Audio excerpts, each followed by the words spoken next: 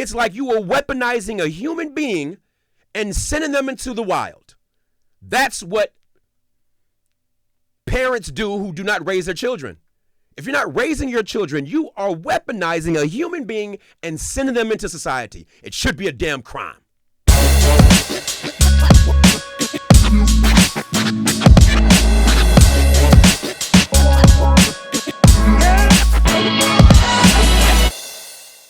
JC TV, people meeting people, making memories. Let's talk about it, man. Welcome back.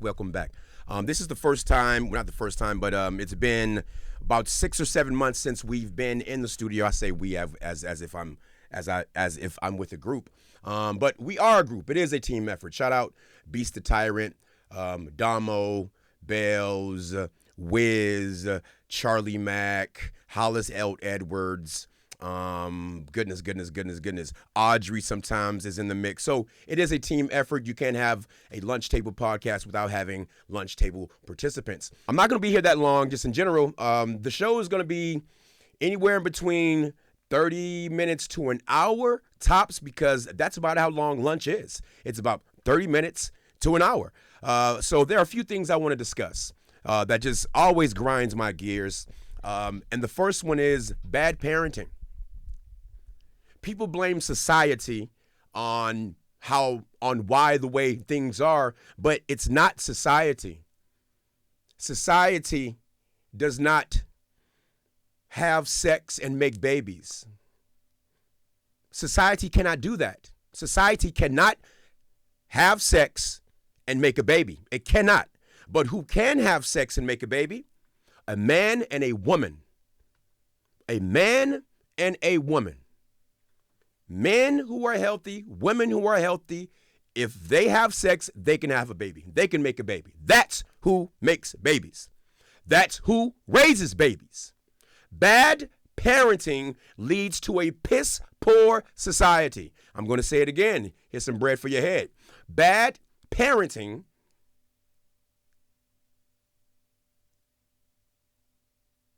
is the culmination. No, bad parenting equals a bad society. And I don't want to hear this crap about the schools are raising my children, the TV's raising your children. Before your child gets to a school, before your child turns on a TV, a device, before they do any of that, they see you. They hear you. Before they see or experience any of that, anything that society has to offer, they see you, mom, dad. They hear you, mom, dad. So it is your job to mold that child into what they're supposed to be, even if you didn't have it. Even if you didn't have that positive nurturing, you now know what to do. The thing about learning is you either can learn the wrong way or the right way, but still you're learning how to do it. You're either learning what to do or learning what not to do. So there's no excuse for a parent who knows right and from wrong and knows what they need, knows what that child needs, to not nurture that child. I blame parenting. I hate hearing this. The TV is raising my. I hate hearing it. It's lazy. It's just laziness. You cannot be you can. How are you a parent and your child is a sophomore, senior in high school and they're failing and you know nothing about it? How is your child 15 years old and they can't read and you know nothing about it? How is that a thing? Yes, I understand, you've got your own job, you have your life that you have to deal with, but your child is priority as a parent. They are priority, man. You cannot drop the ball on your child. The ramifications of having kids, it's truly not, it's not taught. It's not brought into the forefront. I believe that sex talk, that needs to start, I would say, as early as 4th, 5th grade. I know that may sound extremely young, but It needs to start then, especially now in today's age where everything is so accessible. But that talk needs to start at an early age. And what that talk needs to entail are all of the pitfalls for having a baby at an early age. Like all of the responsibility that goes into once you have that baby. That needs to, it needs to be explained. Because a child really doesn't see it. They don't see it. We never really, we know that, okay, this is a baby. We got to take care of it. It's my responsibility, but I don't think they really get it. I believe if there was a class, a course to where adults truly broke down what it is to have a child and to raise a child. Like what you sacrifice, what you can't do anymore, what is taken away from you. If that's truly, if that was a class, it may sound, I mean, they have classes for everything, but I truly believe that needs to be a class. Like a year-long class. A year-long class that is teaching youth the ramifications of having that child. It's not a 5-year or a 10-year, it's a forever thing. That entity that you create is forever. There aren't any takebacks. So that sex talk, and not just sex, but what comes from sex, and like that needs to be explained and really talked about.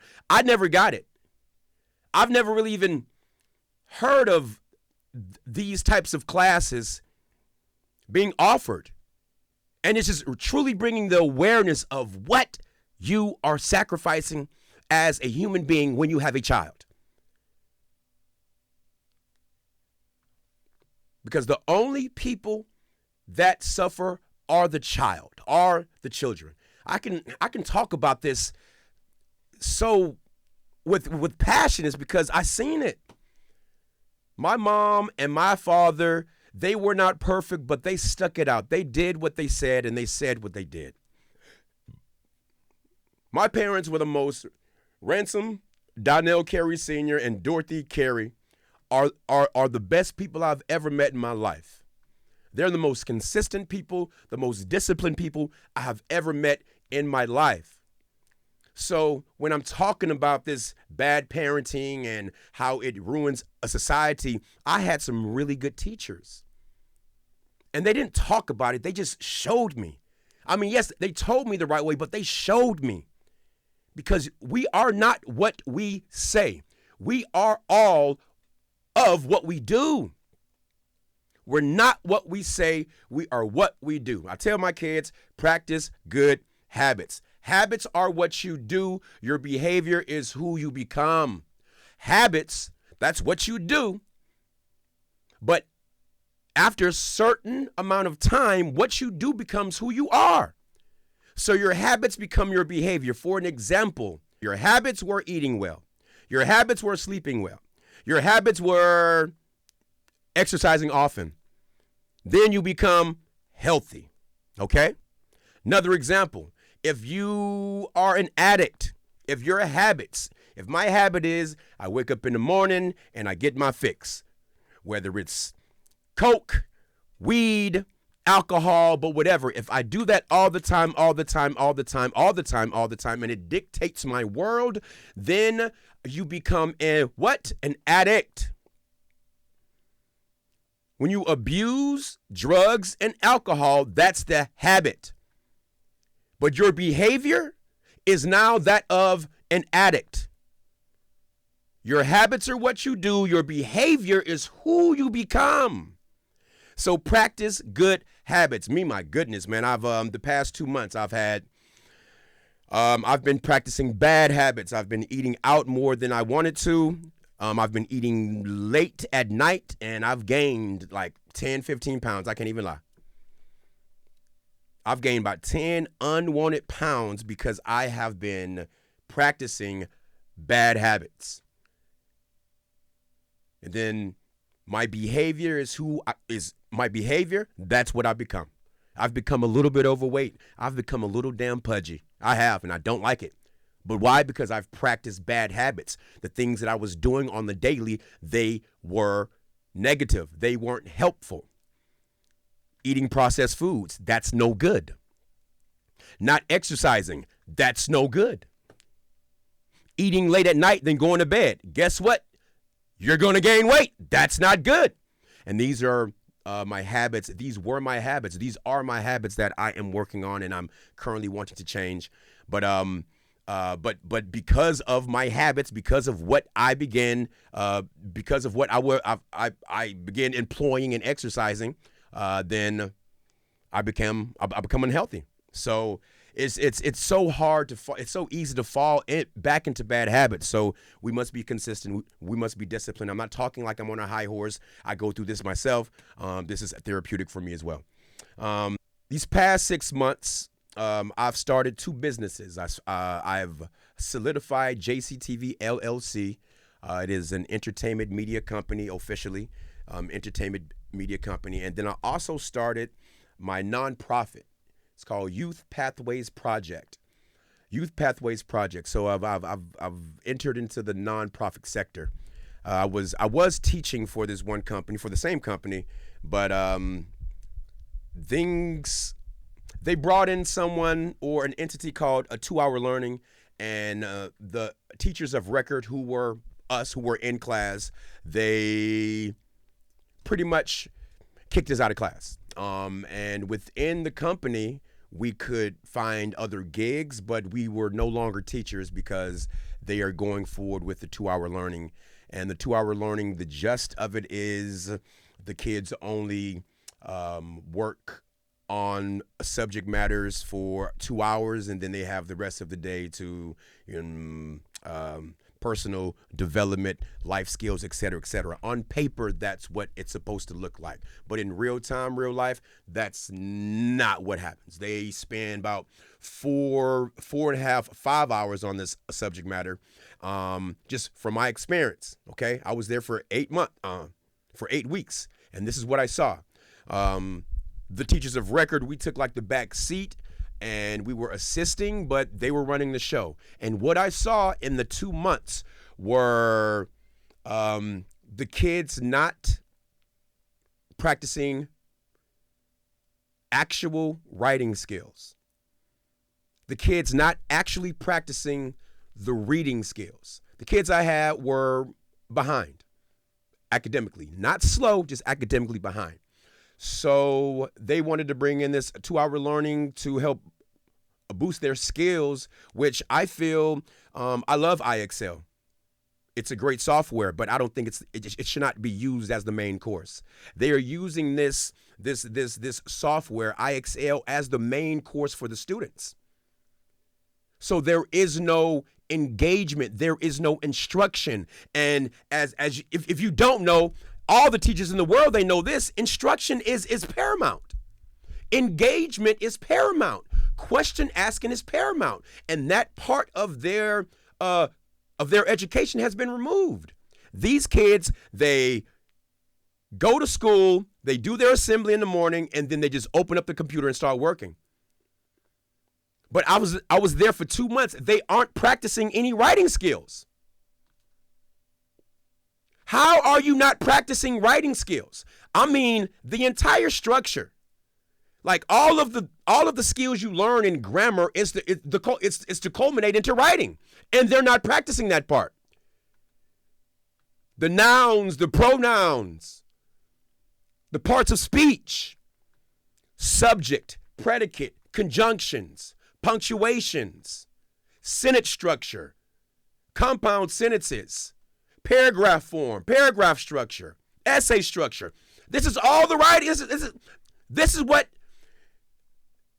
what they're going to be doing for the rest of their school year. Of their school life. 6, 7, 8, 9, 10, 11, 12, they're going to be asked to write papers, write reports, short answer, how to write the paragraph. They're going to be asked to do that work, and they're not being taught that. I said all that to say writing is huge, or the lack thereof. Writing isn't been taught anymore. Reading, writing is not been taught anymore. I was just having a conversation with my mom. I don't remember when I learned how to read. I don't remember. That was instilled in me so early, I don't remember learning how to read. I'm going to get to a point. Hold on.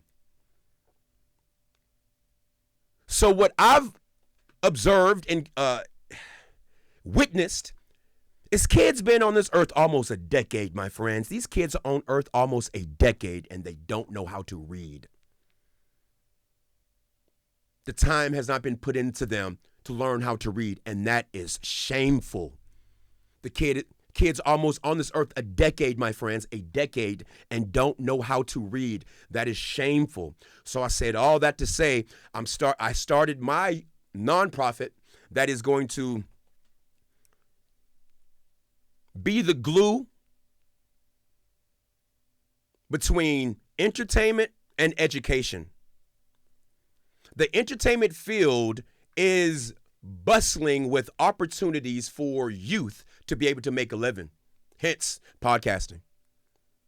Like you could become your own boss knowing how this works, from conception to writing the script to marketing, the whole shebang. You can become your own boss via this vehicle. And that's one of the things that I want to teach. That's going to be one of the programs, a podcasting program, also a writing program, and podcasting, writing program, and personal development, EQ, emotional intelligence, not just what you know, but how to facilitate what you know. That is key. So my Youth Pathways Project, my nonprofit, I started as well back in October. It's going to cover those bases. It's going to be the glue to tie entertainment and education together, and we're going to empower the youth via workforce readiness activities, which hasn't been in ever, but right now podcasting is a workforce readiness activity. I know a lot of people just do it for fun, but no, this is something where youth can really grab a hold onto and take ownership and make money. So it's one of the programs that Youth Pathways program will offer. There was going to be a writing program and also most definitely a personal development program. Those are going to be the three pillars for Youth Pathways Project. The past 2 months, with the past 6 months, again, I'm looking to just get better. My main thing is getting better and improving every single day. What can I do to be better? And those two companies I started, for one, it solidified Jacey TV. Two, it made me with the Youth Pathways Project, it gave me more of a direction, more of a purpose. I've been working with kids on and off for 21 years, like over 2 decades. And it's truly a passion of mine to help people, but most definitely help them because they're the ones who need it the most. And I was grateful. I've been blessed for having just a fantastic upbringing, having fantastic parents to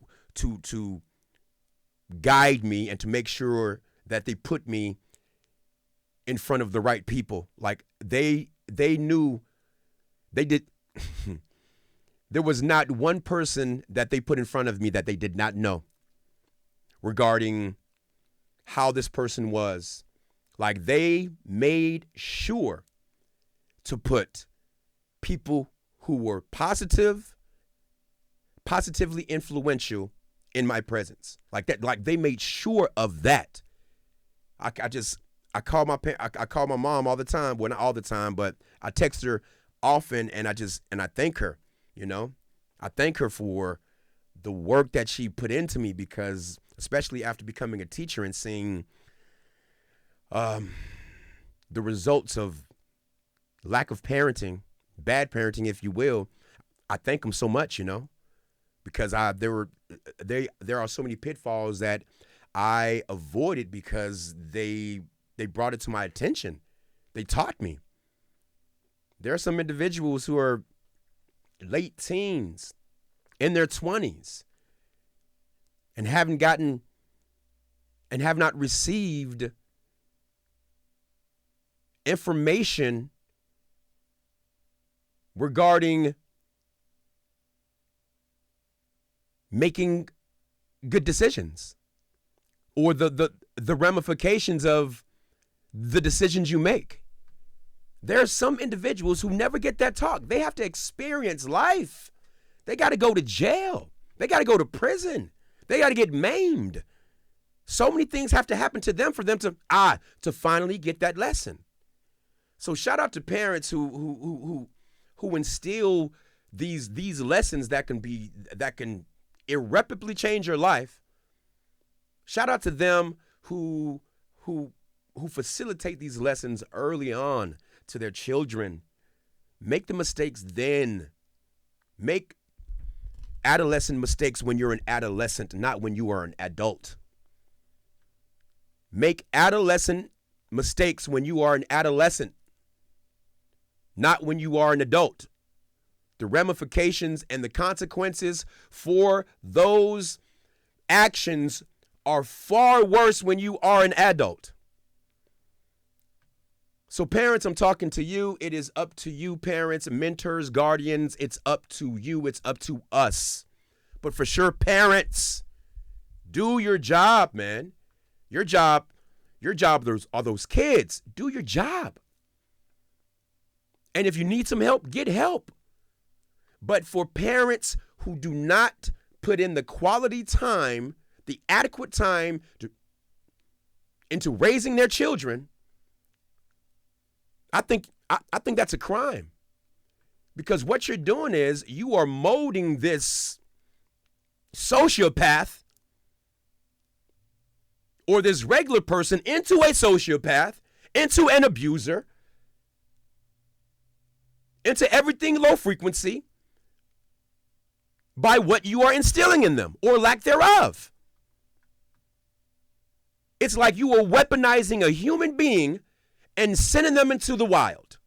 That's what parents do who do not raise their children. If you're not raising your children, you are weaponizing a human being and sending them into society. It should be a damn crime. Meeting people, making memories. Jacey David. This is the lunch table. Next week we were gonna have Beast the Tyrant. He's gonna be in the building. Damo in the City is gonna be in the building, I believe. And those are the two who confirmed. But I'm looking to have a full house moving forward. But you can check out the show right now, streaming everywhere at the thelunchtablepodcastatx. You can check it out everywhere, all the major streaming platforms. You can find us. Subscribe to the show. We're on YouTube as well. Subscribe to the channel.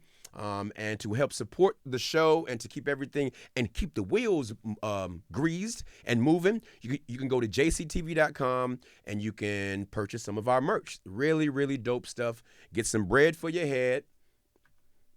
And then, the new logo, hats, hoodies, trucker hats, the whole shebang. I appreciate your time. We meet people. We make memories. We out.